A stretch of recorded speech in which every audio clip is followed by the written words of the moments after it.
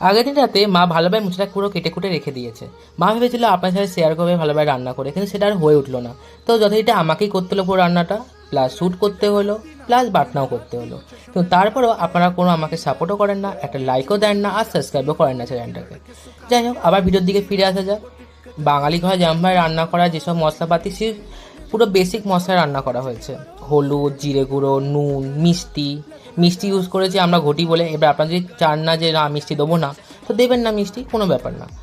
আর বাটনার ক্ষেত্রে শুধু আমি ইউজ করেছি দুটো আদা টুকরো আর একটা শুকনো লঙ্কা। ঝাল বেশি লাগলে ঝাল বেশি দেবেন আপনাদের মতে, যেরকম ইচ্ছে হয়। আর রসুনের থেতো করে, মানে যা থেতলে দিয়েছি, কারণ আমাদের শিলনোড়া মানে রসুনটা বাটা হয় না, কারণ আমাদের শিলনোড়াটা পুজো করা হয় সরস্বতী পুজোর সময়, এই জন্য। তো খুবই সহজভাবে রান্নাটা করেছি, আপনারা করে দেখতে পারেন, ভালো লাগবে। আর যদি পারেন তো চ্যানেলটা এগিয়ে নিয়ে যাওয়ার জন্য সাহায্য করুন।